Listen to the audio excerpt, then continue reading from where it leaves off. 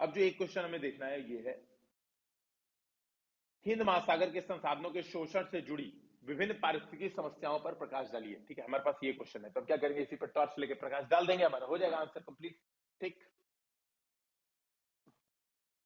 अब देखो यहां पर एक कॉन्सेप्ट है बेसिकली। ठीक है, इन्वायरमेंट का कोई भी क्वेश्चन आए और परिस्थितिकी समस्याएं पूछे, बोले कि एक्स वाई जेड के कारण, एक्स वाई जेड में आपको जो भी लिखना है लिख देना। ठीक है, एक्स वाई जेड के कारण उत्पन्न पारिस्थितिकी समस्याओं का उल्लेख करें। ठीक है, कोई भी ऐसा क्वेश्चन आता है एग्जाम में, मतलब एग्जाम में ये जो फॉर्मूला है वो किसी भी पारिस्थितिकी क्वेश्चन में भी हम लोग देखेंगे आगे, है ना, आगे हम लोग देखेंगे बहुत सारे बहुत सारे पारिस्थितिकी समस्याओं को देखेंगे, जब जीएस 3 पढ़ेंगे तब भी हम लोग देखेंगे। लेकिन इस बात को समझिए, बेसिकली जो क्वेश्चन है हिंद महासागर के संसाधनों के शोषण से जुड़ी पारिस्थितिकी समस्याएं, ज्यादा चांस है कि ये आपका जीएस पेपर 3 में ही पूछेगा। ठीक है, बहुत ज्यादा चांस है, लेकिन फिर भी हम लोग यहीं पर क्वेश्चन है तो यहीं पर इसको तत्काल देख के इसको समाप्त करते हैं, ज्यादा बेटर हमारे पास हो जाएगा ऑप्शन। तो कभी भी कोई भी चीज से रिलेटेड आपको पारिस्थितिकी समस्याएं पूछे तो एक फॉर्मूला दिमाग में रखिए कि HIPPCO, हिप्को। ठीक है, हिप्को दिमाग में आपको रखना है। इसको मैं डिटेल में एक्सप्लेन कर दे रहा हूं। ठीक है, इसको मैं डिटेल में एक्सप्लेन कर दे रहा हूं। और दोस्तों, आप ध्रुव बैच का यही कमाल देख सकते हैं। ठीक है, ध्रुव मेंस आंसर राइटिंग में आपको इतने डिटेल में चीजें डिस्कशन कराई जा रही है, और आपको 500 क्वेश्चन, मतलब ये बात समझिए, आपको 500 प्लस क्वेश्चन लगभग डिस्कशन होगा। आप देखेंगे डेली 5-6 क्वेश्चन डेली हम लोग डिस्कशन करते हैं। 3 क्लासेस डेली चलती हैं, तो आप देखो लगभग 15 से 20 क्वेश्चन के आसपास आपको डेली यहाँ पर थ्रू बैच में मिल रहे हैं।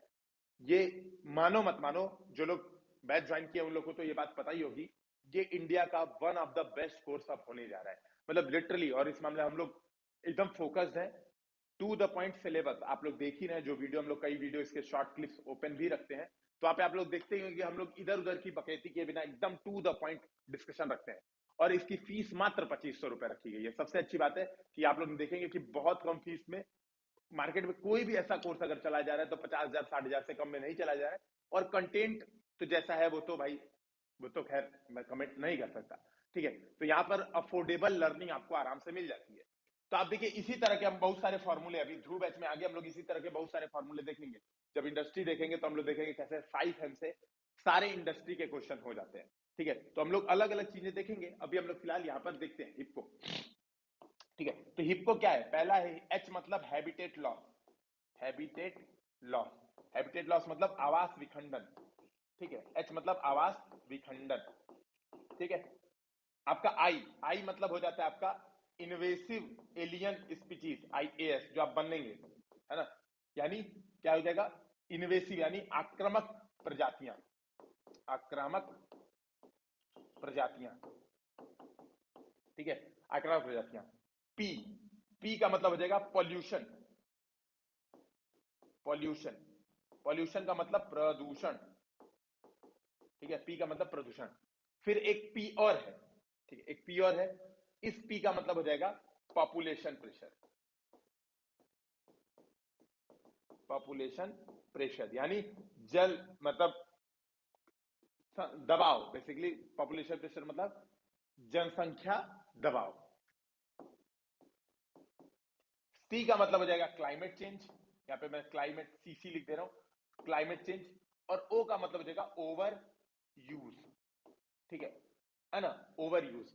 अब देखिए, अब मान लो क्वेश्चन पूछ रहा है हिंद महासागर में संसाधनों के शोषण से जुड़ी पारिस्थितिकी समस्याओं का उल्लेख कीजिए, मान लो यही है, तो ये सारी पारिस्थितिकी समस्याएं हो जाएंगी।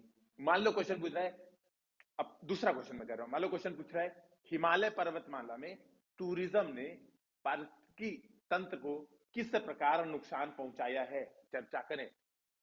हिप्को आंसर हो जाएगा, अभी समझेंगे हम लोग किस तरह से।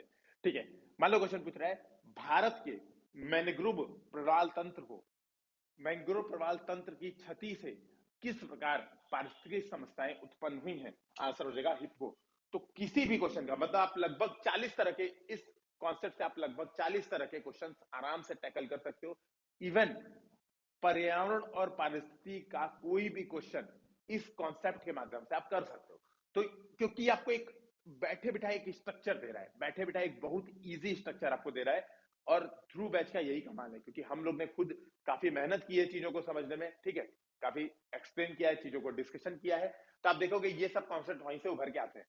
तो अब देखो, जैसे मान लो हिंद महासागर में आप संसाधनों का शोषण कर रहे हैं, तो फॉर एग्जाम्पल आप क्या कर रहे हैं, आप नेट लगा के मछली मार रहे हैं, यही तो कर रहे हैं। अब नेट लगा के मछली मार रहे हैं, तो जितनी होती है डीप ड्रिल वाली मछली है ना, जो अंदर गहराई तक जो मछलियों को खींचता है, तो उससे क्या होता है, उससे प्रवाल विखंडन हो जाता है, प्रवालों को क्षति पहुंचती है। तो बेसिकली प्रवाल क्या है, एक प्रकार का हैबिटेट है, किसी का आवास है, वहां पे बहुत सारी मछलियां, बहुत सारे केकड़े, बहुत सारी प्रजातियों का वो आवास है। तो जब हम संसाधनों का शोषण कर रहे हैं, तो पहली पारिस्थितिक समस्या जो उत्पन्न कर रहे हैं, वो क्या कर रहे हैं, आवास विखंडन कर रहे हैं। बहुत ऐसी प्रजातियां, ठीक है, बहुत ऐसी प्रजातियां जो जैव विविधता के लिए बहुत इंपॉर्टेंट है, जो की स्टोन है, उनका आवास विखंडन हो जाता है और विलुप्तता का संकट बढ़ता है। तो आवास विखंडन पहली समस्या हो गई पारिस्थितिक तंत्र के समक्ष। ठीक है, ये बात क्लियर हुआ कि हमने संसाधनों का शोषण किया, हमने पॉलीमेटेलिक नड्यूल निकाले हिंद महासागर से, तो आवास विखंडन हमने किया। अब इसी क्वेश्चन को चल लो हिमालय में। हिमालय में हम ट्रेवलिंग कर रहे हैं, हम बहुत ज्यादा ट्रेवलिंग कर रहे हैं, तो हम क्या कर रहे हैं, वहां पे वनों को काट रहे हैं, वहां पे अपने घर बना रहे हैं। ठीक है, वन क्या है, एक प्रकार के आवास है, तो उससे क्या हो रहा है, आवास विखंडन की समस्या हो रही है। पहली बात क्लियर हुआ। पारसी समस्या नंबर 1, आवास विखंडन। तो किसी भी क्वेश्चन, मैंग्रोव काटे तो क्या हुआ, वहां पे जो प्रजातियां रहती थी मैंग्रोव पारितंत्र में, उनका आवास विखंडित हो गया। हमने नदियों पे बांध बना दिया, तो मान लो क्वेश्चन आ रहा है कि नदियों पर, भारत में नदियों पर, जैसे ऐसा क्वेश्चन मान लो आ जा रहा है कि भारत में राष्ट्र, देखो क्वेश्चन नोट कर लो, ये 4-5 क्वेश्चन नोट कर लो, क्योंकि सब इसी से हो जा रहे हैं। हम लोग जब जीएस पेपर 3 करेंगे ना, तो मैं बोल दूंगा कि ये जीएस पेपर 3 वाला मैंने टॉपिक डिस्कशन कर दिया है, तो ध्यान में रखिएगा कि जीएस पेपर 3 में अब इसको अलग से नहीं डिस्कशन किया जाएगा। ठीक है, बस मैं एक बार लिंक जोड़ते हुए चलूंगा कि देखो मैंने वहां पर डिटेल में डिस्कशन किया था ज्योग्राफी के लेक्चर नंबर 9 में, बस वहां पे ऐसा लिंक जोड़ते हुए चलूंगा। ठीक है, तो क्योंकि भाई एक ही चीज हम लोग बार बार रिपीट करेंगे, तो इसका मतलब तो टाइम वेस्ट हुआ ना, 500 क्वेश्चन में कैसे सिलेबस हो पाएगा फिर। तो 500 क्वेश्चन में सिलेबस करने की जरूरी है कि आप लोग चीजों को लिंक करते हुए चले। तो यहां पर आप देखेंगे, मान लो क्वेश्चन पूछा है कि भारत में बहुत सारे बांध निर्मित हो रहे हैं, या फिर राष्ट्रीय जल ग्रिड परियोजना एक अत्यंत केंद्र सरकार की महत्वाकांक्षी परियोजना है। जैसे ऐसा क्वेश्चन आया कि केंद्र सरकार की अत्यंत महत्वाकांक्षी परियोजना है राष्ट्रीय जल ग्रिड, जिसके माध्यम से सूखाग्रस्त क्षेत्रों में बाढ़ का पानी, और बाढ़ग्रस्त क्षेत्रों में वहां का पानी विस्थापित करके, है ना, भारत में जल संतुलन स्थापित किया जाएगा। ठीक है, जल संतुलन स्थापित किया जाएगा। इससे संबंधित पारिस्थितिकी तंत्र की चुनौतियों का उल्लेख करें। ठीक है, तो समझिएगा क्वेश्चन, क्वेश्चन क्या कह रहा है कि विभिन्न बांधों और नहरों के माध्यम से, वो यूपीएससी वाले ऐसे ही लंबा चौड़ा स्टेटमेंट देते हैं, जो हम लोग को बेसिकली पता होता है, पहले ही बता देते हैं। ठीक है, हम लोग को यही पता होता है कि हम क्या करेंगे, जो राष्ट्रीय जल ग्रिड है, बेसिकली जो पूरे इंडिया में जल ग्रिड बनाया जा रहा है। ठीक है, इसको मिटाऊं, उसको मिटा नहीं सकते, छोड़ दीजिए अभी, है ना। ऐसे समझिए, जो पूरे इंडिया में जल ग्रिड बनाया जा रहा है, ब्रह्मपुत्र से गंगा नदी को जोड़ा जा रहा है, फिर गंगा नदी से नीचे नर्मदा तापी को जोड़ा जा रहा है, वहां से तापी से फिर आप देखोगे महानदी गोदावरी सिस्टम को जोड़ा जा रहा है। बहुत सारी जल जो मतलब आप नदी जोड़ो परियोजनाएं बहुत सारी बनाई जा रही है। तो पूछ रहा है इससे क्या हो रहा है, वो क्वेश्चन में ही बता दिया है। इससे ये हो रहा है कि सूखाग्रस्त क्षेत्रों में बाढ़ का जल पहुंचाया जा रहा है, और बाढ़ग्रस्त क्षेत्रों से जल विस्थापित किया जा रहा है, जहां से बाढ़ ना पाए। ठीक है, तो बाढ़ वाले क्षेत्रों में बाढ़ की समस्या का समाधान, सूखा वाले क्षेत्रों में सूखा की समस्या का समाधान, ये राष्ट्रीय जल ग्रिड का उद्देश्य है। ये बात क्वेश्चन में ही एक्सप्लेन कर दी। अब बोल रहा है इससे उत्पन्न पारिस्थितिक चिंताओं का उल्लेख करें, तो क्या बताएंगे, यही HIPPCO, यही तो बताएंगे कि हैबिटेट लॉस हो रहा है। भाई आप नहर बना रहे हैं, आपने बांध बनाए, आपने नदी में रहने वाले जो प्रजातियां हैं उनका हैबिटेट लॉस कराया, आपने बांध बना दिया। कुछ ऐसी प्रजातियां होती थी जो नदियों में तैरती थी, उनको फ्लो चाहिए था, आपने बांध बना के जल रोक दिया, तो उनका आवास विखंडन हो गया, हैबिटेट लॉस हो गया। ठीक है, आपने क्या किया, वन डुबो दिए, आपने वन डुबो दिया, नर्मदा नदी जो डैम बनाया नर्मदा नदी पे, तो आपने क्या किया, पन्ना बाघ अभ्यारण्य डुबो दिया। तो पन्ना बाघ अभ्यारण्य डुबो देंगे तो क्या होगा, वहां का आवास डूब गया, आवास विखंडित हो गया। ठीक है, तो क्लियर समझ रहे हैं, कोई भारतीय तंत्र की समस्या हैबिटेट लॉस पहली हो जा रही है। दूसरी है इन्वेसिव एलियन स्पीसीज। तो हम वापिस आते हैं भाई, अब आप लोग लिंक कर लेंगे, मैं इस बात को मान ले रहा हूं कि आप लोग किसी भी क्वेश्चन से लिंक कर लेंगे। एग्जाम्पल हम लोग अब पकड़ के चलेंगे इंडियन ओशियन से, संसाधनों के शोषण से जुड़ी समस्या। ठीक है, हम लोग केवल इसी पे अब फोकस करेंगे, बाकी सब आप लोग अपने हिसाब से अब लिंक करते रहेगा कि अच्छा आई, फिर इन्वेसिव एलियन स्पीशीज बांध बनाने में कैसे जुड़ेगा, फिर इन्वेसिव एलियन स्पीशीज मैंग्रोव पारतंत्र में कैसे जुड़ेगा, फिर इन्वेसिव एलियन स्पीशीज अदर जगह पे कहां जुड़ेगा। तो ये अब आपका काम है, आप सोचेंगे। ठीक है, थोड़ा सोचिए, ज्यादा बेटर होगा। तो दूसरा पॉइंट है, पहला हो गया हैबिटेट लॉस। हैबिटेट लॉस आपको समझ में आ गया। ठीक है, आवाज विखंडन मैं यहां से मिटा रहा हूं। ठीक है, तो हैबिटेट लॉस आपको समझ में आ गया। अब दूसरा हो गया इन्वेसिव एलियन स्पीशीज। इसकी एक प्रॉब्लम क्रिएट होगी। तो क्या हो रहा है, आप ऐसे समझिए, जैसे मान लो आपने क्या किया, आपने संसाधनों का शोषण किया। अब संसाधनों का शोषण आप कई तरीके से कर रहे हो। पहली बात तो ये, आप क्या कर रहे हो, नदी है, मतलब समुद्र है, समुद्र में जहाज चला रहे हो, जहाज लेके जा रहे हो। और जहाज कहां से कहां लेके जा रहे हो, जहाज आप ला रहे हो यूएसए से इंडिया, सामान लेके आ रहे हो यूएसए से इंडिया। तो जहाज में एक होता है बलास्ट वाटर। ठीक है, बलास्ट वाटर बेसिकली जहाज को बैलेंस करने के काम आता है कि जब उसमें से सामान अचानक से निकाल दिया जाए या उसमें सामान लादा जाए, तो उसको बैलेंस करने के लिए बलास्ट वाटर रखा जाता है। ठीक है, वो पानी निकाल के या पानी अंदर डाल के बैलेंस किया जाता है। तो मान लो आपने यूएसए में बलास्ट वाटर भरा। अब यूएसए में बलास्ट वाटर भर रहे हो, तो उसके अंदर कुछ कुछ जा रहा है। क्या क्या जा रहा है, केकड़े जा सकते हैं, समुद्री सीपियां जा सकती हैं, कुछ मछलियां जा सकती हैं, बलास्ट वाटर में चली गई। आप लेके उसको इंडियन ओशियन में गिरा दिए। अब इंडियन ओशियन में गिरा दिए तो क्या हो रहा है, आपने इन्वेसिव एलियन स्पीशीज क्रिएट कर दिए। वो प्रजातियां जब इंडियन ओशियन में आएंगी तो बिहेव करेंगी इन्वेसिव एलियन स्पीशीज की तरह, और यहां की प्रजातियों को पूरी तरह से नुकसान पहुंचा देंगी। पहली बात तो ये समझिएगा। तो संसाधनों के शोषण से दिखा कि किस तरह से इन्वेसिव एलियन स्पीशीज की प्रॉब्लम बढ़ गई। दूसरी बात, आपने खनन किया, आपने पॉलीमेटालिक नड्यूल निकाले। अब पॉलीमेटालिक नड्यूल के साथ साथ वहां पे जीव ऐसे सोया हुआ था एकदम गहरी नींद में, आपने उसको जगा दिया, कुंभकर्ण की नींद खुल गई। अब वो तैरता हुआ ऊपर आया, तैरता हुआ ऊपर आया, देखा अरे यहाँ तो हम बवाले मचा सकते हैं, नीचे तुमको कुछ खाने को नहीं मिला था, पूरा खाने खाना है। उसने अपने अंदर कुछ म्यूटेशन किया, कुछ परिवर्तन किया, और वो रहने लायक हो गया ऊपरी सतह पर। और ऊपरी सतह पर जितनी प्रजातियां थी उसने सबको तहस नहस कर दिया। तो आप क्या कर रहे हैं, संसाधनों के शोषण से आप इन्वेसिव एलियन स्पीशीज की पारिस्थितिकी तंत्र की समस्या उत्पन्न कर रहे हैं। ठीक, तो दूसरा आपको दिख गया इन्वेसिव एलियन स्पीशीज की प्रॉब्लम, आक्रामक प्रजातियों की प्रॉब्लम। तो एच हो गया, आई हो गया, दो हो गया, मैं दो मिटा देता हूं। ठीक है, नोट करते रहेंगे मेरे हिसाब से। ठीक है, देखो जो घटना चक्र में चीजें ऐसे दी नहीं है। ठीक है, घटना चक्र में चीजें मतलब जो होता है ना कि एकदम रट्टू टोता वाली की रट लो काम हो जाएगा, यहां पर क्या है, आप चीजों को समझ लो। बस आपने चीजों को समझ लिया, आपका एच हो गया। ठीक है, तो हिप्को में आपका एच और आई खत्म हो गया। ठीक है, इसको मैं यहाँ पे साफ सुथरा थोड़ा लिख दिया है, बोर्ड वर्क थोड़ा साफ सुथरा कर लेते हैं। तो एच हो गया आपका, आई हो गया। अब आ गया पी, पी सी ओ। फिर आ गया पी से मतलब मैंने कहा था पॉल्यूशन। ठीक है, पॉल्यूशन। और आपका मतलब प्रदूषण। ठीक है, अब ऐसे समझिए, आपने संसाधनों का आप शोषण कर रहे हैं। संसाधनों का शोषण कई तरीके से कर रहे हैं। पहले तो खनन कर रहे हैं, है ना, दोहन कर रहे, तो उससे क्या हो रहा है, उससे अपने आप में प्रदूषण फैल रहा है। भाई नीचे की मिट्टी गंदा पानी आप ऊपर लेते गए, 50 चीज करते गए। इसके अलावा प्रदूषण और कैसे फैल रहा है, बहुत तरीके से फैल रहा है प्रदूषण।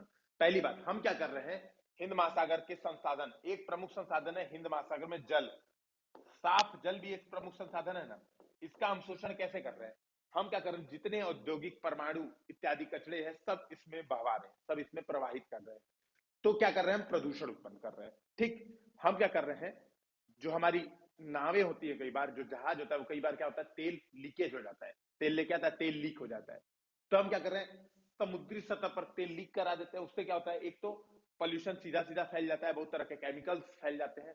एक दूसरी चीज ये होती है कि जो नीचे जो उपस्थित जीव जंतु सांस नहीं ले पाते। आप देखोगे कई बार ऑयल से रैप्ड, आप देखोगे कि जो जीव जंतु आपको मरे हुए पे दिखेंगे। तो हम क्या कर रहे हैं, पॉल्यूशन उत्पन्न कर रहे हैं हिंद महासागर में संसाधनों के शोषण के कारण।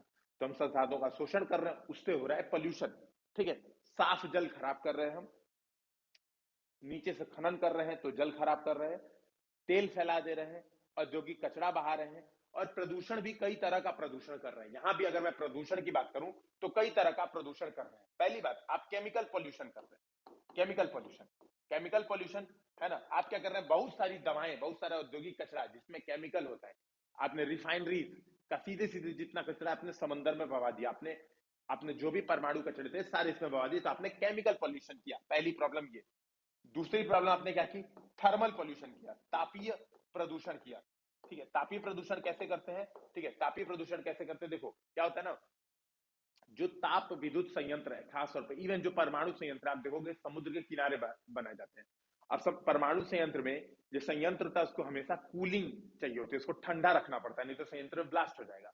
तो ठंडा रखने के लिए क्या करते हैं हम लोग, समुद्र का जल एक तरफ से ले जाते हैं फिर दूसरी तरफ से ले आते हैं, तो समुद्र के दल को ही हम ऐसे ऐसे घुमाते हैं। तो उससे क्या होता है, हम गर्म जल को समुद्र में ला रहे हैं, समुद्र से ठंडा जल वहां पे भेज रहे हैं, ये हम क्या करते हैं, रोटेट कराते रहते हैं।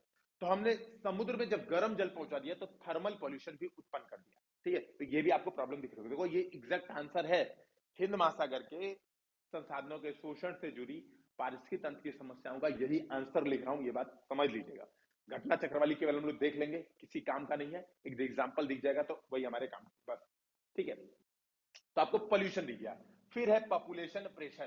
ठीक है, फिर है एक क्या समस्या है, पॉपुलेशन प्रेशर, कि भैया वहां पे जो लोकल आबादी रहती है उनका, है ना, जनसंख्या बढ़ रही है, जनसंख्या बढ़ती जा रही है और हमारा शोषण भी बढ़ता जा रहा है। ठीक है, तो जैसे जैसे जनसंख्या बढ़ रही है, उपभोक्तावादी मानसिकता बढ़ रही है, तो एक जो पर्यावरणीय समस्या उत्पन्न हो रही है हिंद महासागर के संसाधनों से जुड़ी हुई, वो क्या हो रही है कि हम बढ़ते हुए पॉपुलेशन की प्रेशर कैसे संभाल पाएंगे, हमारे बस का ही नहीं प्रेशर संभालना, संसाधन ही खत्म हो जाएंगे। जैसे आप देखेंगे हिंद महासागर में तो फिर भी संसाधन है। अभी हम लोग ने उस दिन देखा था कि फाओ, जब हम लोग ने लास्ट बार नीति आयोग की जो लास्ट क्लास में हम लोग ने नीति आयोग की रिपोर्ट देखी थी, मैं आपको फिर से दिखा दे रहा हूं। ठीक है, देखिए इसीलिए या ये जो हम लोग का प्लेटफॉर्म है दोस्तों ध्रुव वाला, हम लोग मतलब प्रॉपर रिपोर्ट्स और डाटा फैक्ट के साथ अपनी चीजों को रखते हैं। ठीक है, जिससे चीजें आपके सामने बहुत सही क्लियर होती है। एक सेकंड मैं आपको दिखाता हूँ इंडियन ओशियन रीजन। तो इंडियन ओशियन रीजन में हमने क्या देखा था, हमने बात देखा था पूरा पॉलीमेटेलिक नेड्यूल और ये सब देखा था। तो हमने ये फैक्ट भी पढ़ा था, क्या लिखा था, यूएन फाओ ने कहा था while other world ocean are nearing their fisheries limit, population pressure के कारण ही तो फिशरीज लिमिट में नियर कर रहे हैं in certain area, the Indian ocean resources have the potential to sustain increase production. तो हमें प्रोडक्शन बढ़ाना पड़ेगा इंडियन ओशियन रीजन से, और इंडियन ओशियन ही ऐसा रीजन है विश्व का जो बड़े हुए प्रोडक्शन को सस्टेन्ड कर पाएगा, नहीं तो और कोई रीजन नहीं कर पाएगा। ये हम लोग ने लास्ट वीडियो में डिटेल में देखा था। ठीक है भाई, देखा था कि नहीं देखा था, कमेंट सेक्शन में जरूर बताइएगा जो लोग ध्रुव बैच ज्वाइन है। ठीक है, तो ये बात समझिएगा, तो हम लोग ने ये बात देखी थी। तो अब क्या होगा, आप पॉपुलेशन प्रेशर के माध्यम से आप क्या करोगे, आप बेसिकली आप जो बढ़ती हुई पॉपुलेशन है उसको संभाल नहीं पाओगे। तो एक पर्यावरणीय समस्या क्या उत्पन्न है, हम पॉपुलेशन का प्रेशर हिंद महासागर के संसाधनों पर डाल रहे हैं, जो कि सततता, हिंद महासागर की सततता में बाधा उत्पन्न कर सकता है। ठीक है, तो पॉपुलेशन प्रेशर एक हमारे पास क्या पर्यावरणीय समस्या उत्पन्न होकर आ गई। तीसरा है क्लाइमेट चेंज, तीसरा है क्लाइमेट चेंज, है ना। अब समझिए हिंद महासागर के संसाधनों का आप शोषण कर रहे हैं, तो क्लाइमेट चेंज और ज्यादा आपको इंपैक्ट डालता हुआ दिखेगा। क्या हो रहा है बेसिकली, आप समझो जल स्तर बढ़ रहा है, हमने संसाधनों का शोषण किया खूब ज्यादा, है ना। आपको पता है कि जो जो वैश्विक सर्कुलेशन तंत्र है, जो वैश्विक परिसंचरण तंत्र है समुद्रों में, वो क्या है, एक दूसरे से जुड़ा हुआ है। संसाधनों का शोषण कर रहे हैं तो समुद्र में हम क्या कर रहे हैं, हीट डाल रहे हैं, बहुत ज्यादा समुद्र में हम हीट डाल रहे हैं। ठीक है, हीट डाल रहे हैं, तो बेसिकली क्लाइमेट चेंज का इंपैक्ट बढ़ रहा है। आप ऐसे समझो ये क्लाइमेट चेंज का जो प्रभाव है, ठीक है, मैं ये सारे मिटा देता हूं, मैं बस सी लिख देता हूं यहाँ पे। ठीक है, क्लाइमेट चेंज, अब ऐसे समझो आपने तापमान खूब बढ़ाया, हिंद महासागर का तापमान खूब बढ़ाया, तापमान से जल का प्रसार हुआ। ठीक है, तापमान से जल का प्रसार हुआ, तापमान से जो महासागरों में ग्लेशियर थे वो ग्लेशियर पिघले। ठीक है, ग्लेशियर पिघले, और इन दोनों के कारण, जल प्रसार और ग्लेशियर पिघलने के कारण क्या हुआ, समुद्री जल स्तर में वृद्धि हुई। और समुद्री जल स्तर में वृद्धि होने से ये क्या हो रहा है, ये क्लाइमेट चेंज का इंपैक्ट, जो तटीय आबादी है, जो तटीय लोग हैं, उनसे क्या हो रहा है, वो बेसिकली वो क्या कर रहे हैं, ये अपने जगह छोड़ के जाने पे जलवायु शरणार्थियों की पर्यावरणीय समस्या उत्पन्न हो सकती है। ठीक है, जलवायु शरणार्थी, बेसिकली क्लाइमेट चेंज की जो समस्या है वो हिंद महासागर के संसाधनों के शोषण से और ज्यादा बढ़ जाती है, क्योंकि जल स्तर बढ़ रहा है, और जल स्तर बढ़ रहा है तो आप देखोगे बंगारम आइलैंड, एग्जाम्पल लिखोगे, बंगारम आइलैंड क्या हो रहा है, पिघल रहा है, मतलब अपर्दित हो रहा है। बेसिकली जो तटीय क्षेत्र है उसमें अपर्दन, ये सब सारी एक्टिविटी बढ़ जाएगी। ठीक है। संसाधनों के शोषण ने क्या किया, बहुत सारे डीऑक्सीडेशन, हम उसको बोलते हैं डेड जोन, हमने बहुत सारे डेड जोन उत्पन्न कर दिए। ठीक है, बहुत सारे डेड जोन उत्पन्न कर दिए, और वो भी बेसिकली क्लाइमेट चेंज में बढ़ावा दे रहे हैं। क्लाइमेट चेंज, क्योंकि आपको ये बात पता होगी कि जो महासागर हैं वो वैश्विक क्लाइमेट चेंज को न्यूट्रल रखने में बहुत महत्वपूर्ण भूमिका निभाते हैं। हम जितना भी कार्बन डाइऑक्साइड का उत्सर्जन करते हैं उसका 90% किसमें आता है, उसका 90% महासागर शोषित करते हैं। और महासागर जब सूखेंगे तो यहां पर क्या होगा, CO2 को जब आप सोचो H2O से रिएक्शन कराओगे तो क्या बनेगा, H2CO3, जिससे महासागरों का अम्लीकरण होगा। और महासागरों का अम्लीकरण होगा तो वो क्या करेगा, वो क्लाइमेट चेंज को और ज्यादा बढ़ावा देगा। ठीक है, क्लाइमेट चेंज को और ज्यादा बढ़ावा देगा। तो जो 5वीं समस्या आई वो क्या आई, क्लाइमेट चेंज की समस्याओं को और ज्यादा बढ़ावा देने की समस्या आई। ठीक है, तो क्लाइमेट चेंज को बढ़ाएगा या क्लाइमेट चेंज को उत्पन्न करेगा। ठीक है, ये आपका 5वां पॉइंट हो गया, हर चीज की पर्यावरणीय समस्याओं से जुड़ा। 6वां पॉइंट है ओवर यूज। ओवर यूज, तो ओवर यूज क्या है, हम क्या कर सकते हैं, जो 6वां पॉइंट है ना, 6वां पॉइंट यही था, ओवर यूज। ओ हिप्को, ओ मतलब ओवर यूज। हम क्या कर रहे हैं, हम बिना लिमिट के एक्सट्रैक्शन कर रहे हैं संसाधनों का। ठीक है, संसाधनों का, चाहे वो खनिज संसाधन हो, चाहे वो ऊर्जा संसाधन हो, चाहे वो जैव संसाधन हो, चाहे अजैव संसाधन हो, हम क्या कर रहे हैं, उसका ओवर यूज कर रहे हैं। जितनी उस पारितंत्र की वहन क्षमता है, तो संसाधनों से जुड़ी एक जो लास्ट समस्या हो गई, पारिस्थितिकी तंत्र की वहन क्षमता, यानी कैरिंग कैपेसिटी से ज्यादा हम क्या कर रहे हैं, यूज कर रहे हैं। तो एक समस्या ये उत्पन्न हो रही है, ओवर यूज की प्रॉब्लम उत्पन्न हो रही है। ऐसे करके आप 6 पॉइंट्स को लिख देंगे, एग्जाम्पल दे देंगे, आपका आंसर हो जाएगा। ठीक है, आपका आंसर कंप्लीट हो जाएगा। कुछ एग्जाम्पल्स हम यहां से देख लेते हैं। ठीक है, बाकी बेसिकली आपको यही पॉइंट सारे लिख देने हैं। ठीक है, यही सारे पॉइंट्स लिख देने हैं। तो इन्होंने क्या बताया कि, है ना, इन्होंने क्या बताया, हिंद महासागर विभिन्न प्रकार के जैविक, रासायनिक, खनिज तथा ऊर्जा संसाधनों से सक्षम जलीय क्षेत्र है। ठीक है, जिसके दोहन तथा उपयोग के लिए तटीय देशों के साथ बाह्य देशों के मध्य होड़ मची हुई है। यहाँ पे एक अंतर्राष्ट्रीय व्यापार मार्ग भी गुजरता है, जिससे मानवीय क्रियाकलापों में वृद्धि की प्रवृत्ति देखी जा रही है। बेसिकली आप इंट्रोडक्शन ऐसे ही बताएंगे, हिंद महासागर अपनी क्षमताओं के कारण मानवीय क्रियाकलापों का एक केंद्र बन के उभरा है।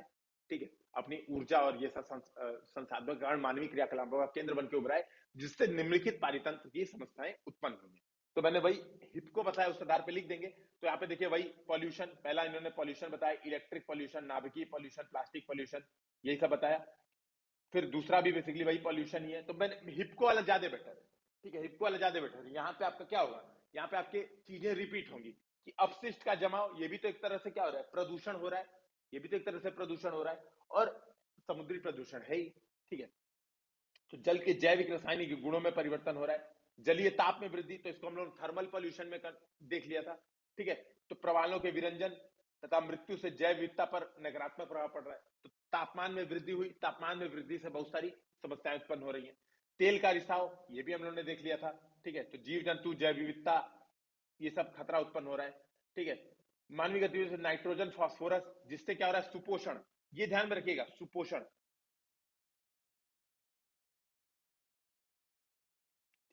यहाँ पर लिखा नहीं है, कोई बात नहीं, है ना, हो सकता है पेज मिस हो गया हो।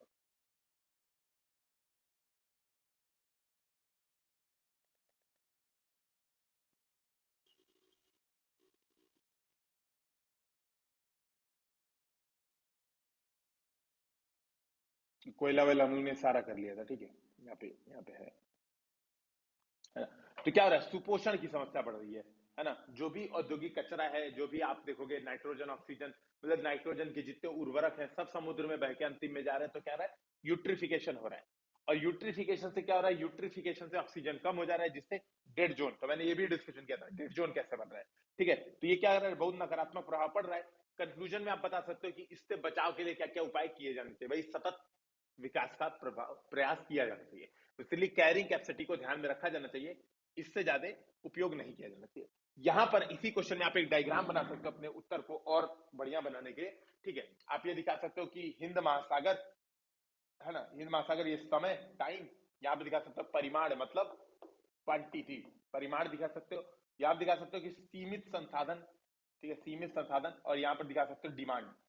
तो यहां पर दिखा सकते हो, चूंकि ये डिमांड है और ये हमारे पास संसाधन है, ठीक है, हमारे पास संसाधन इतने हैं, डिमांड हमारी इतनी है, तो ये क्या हो रही है, ये विभिन्न पर्यावरणीय समस्याओं को जन्म दे रही है। यथा जलवायु परिवर्तन, हिप को यहाँ पे शॉर्ट में लिख देना, जलवायु परिवर्तन ईटीसी, ठीक है, समस्याओं को जन्म दे रही है। तो ये आप डायग्राम से भी चीजों को दिखा सकते हैं कि हमारी डिमांड कितनी ज्यादा है। यह है बेसिकली कैरिंग कैपेसिटी, संसाधन वहन क्षमता, पारिस्थितिक वहन क्षमता हिंद महासागर की, और हम उपयोग, हमारी डिमांड है इतनी। तो इससे क्या हो रहा है, शोषण हो रहा है, संसाधनों का शोषण हो रहा है। जो गैप है बेसिकली डिमांड और सप्लाई के मध्य जो गैप है वो क्या है, बेसिकली संसाधनों का शोषण है। उससे जनित पारिस्थितिक समस्याएं आप वहां पर चाहे तो शॉर्ट में दिखा सकते हैं, ठीक है। तो एक आपके पास ये ऑप्शन हो जाता है। अगर महासागर भी कंप्लीट होता है ना, महासागर भी हम लोग का डिटेल में कंप्लीट हो जाता है।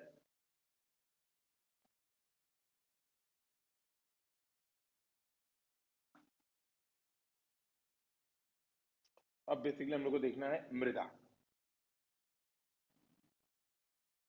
ठीक है, हम लोग को मृदा देखना है ना। ये पेटकोक वाला हमने क्वेश्चन कर ही लिया था। अब हम लोग को जो हम लोग का आज का सेकंड टॉपिक है वो है मृदा। अभी देखिए हम लोग 2-3 क्वेश्चन इसमें देख लिए, ठीक है। हिंद महासागर के हम लोग ने संसाधन वाला भी क्वेश्चन देख लिया, ये भी क्वेश्चन देख लिया, तो हमारे 2 क्वेश्चन तो मेजरली हो गए। अब है हमारा अगला टॉपिक है मृदा, ठीक है। अब मृदा की डिफिनीशन में नहीं बताने वाला, सीधी बात है, ये क्रैश कोर्स है, इस बात का यहाँ पर ध्यान रखा जाएगा। लेकिन बस एक बार शॉर्ट में देख लीजिए कि अगर मान लो कोई भी क्वेश्चन पूछता है, देखो यहाँ पर बेसिकली ना यूपी पीसीएस में 2 क्वेश्चन पूछे जा सकते हैं। पहली बात, भारतीय मृदाओं का एक वर्गीकरण प्रस्तुत कीजिए। तो पहला तो ये है ना, भारतीय मृदाओं का एक वर्गीकरण प्रस्तुत कीजिए, पहला तो ये क्वेश्चन पूछेगा, ठीक है। मतलब क्लासिफिकेशन ऑफ इंडियन सॉइल्स, है ना, है ना, इसको एक पूछेगा। और जो तो पहला क्वेश्चन ये हो गया मृदाओं का वर्गीकरण। जो दूसरा टाइप का क्वेश्चन हो पाएगा वो भारत में मृदा में उत्पन्न समस्याओं को पूछ सकता है कि मृदा में क्या समस्या है, या मृदा निम्नीकरण की समस्या पर पूछ सकता है, और मृदा प्रदूषण की समस्या पर पूछ सकता है। ज्यादा चांस है मृदा निम्नीकरण और मृदा प्रदूषण की समस्या पेपर 3 में पूछेगा, लेकिन फिर भी हम लोग यहीं पर थोड़ा इसको देखते चलेंगे, ठीक है। तो बेसिकली जो पेपर 1 में जो क्वेश्चन बनता है वो क्या पूछेगा, क्लासिफिकेशन ऑफ इंडियन सॉइल। अच्छा, यूपी स्पेशल में हम लोग को यूपी के सॉइल, यूपी के जो सॉइल है वहां के बारे में भी देखना इंपॉर्टेंट है। तो यूपी के सॉइल को हम लोग लास्ट में देखेंगे, जब यूपी स्पेसिफिक पढ़ेंगे तब देखेंगे। अभी हम लोग बेसिकली इंडियन सॉइल का क्लासिफिकेशन हम लोग यहाँ पर देख लेते हैं। तो आप देखेंगे आईसीआर दोस्तों, है ना, ये देखिए यहाँ पर क्या लिखा है। देखो, तो मान लो अभी हम लोग पहला क्वेश्चन ये कर रहे हैं कि भारतीय मृदा का वर्गीकरण स्पष्ट करें। अब इसमें समझिएगा, इसमें जो मुझे आपको पहले एक चीज बतानी है, मान लो ऐसा क्वेश्चन आता है, ठीक है, कि भारतीय मृदा का वर्गीकरण स्पष्ट करें। आंसर में क्या लिखना है पहले वो देख लेते हैं। कंटेंट तो हमारे सामने, बस रीड करेंगे, उसके पॉइंट चुरा लेंगे, हो जाएगा।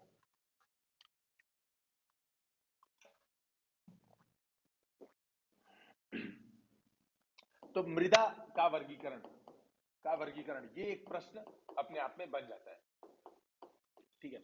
यानी क्लासिफिकेशन ऑफ सॉइल्स, यहां पर जैसे आपने बताया, आपने एक तो पहली पहली रिक्वायरमेंट इस क्वेश्चन की है मैप, ये सबसे इंपॉर्टेंट रिक्वायरमेंट है। अच्छा, एक इंट्रोडक्शन होगा, इंट्रोडक्शन होगा, एक होगा फिर यहां पर कंक्लूजन, और यहां पर होगा आपका मेन बॉडी, ठीक है। अब देखो इस क्वेश्चन में इंट्रोडक्शन आप दो लिख सकते हो, 2 तरह का इंट्रोडक्शन लिख सकते हो।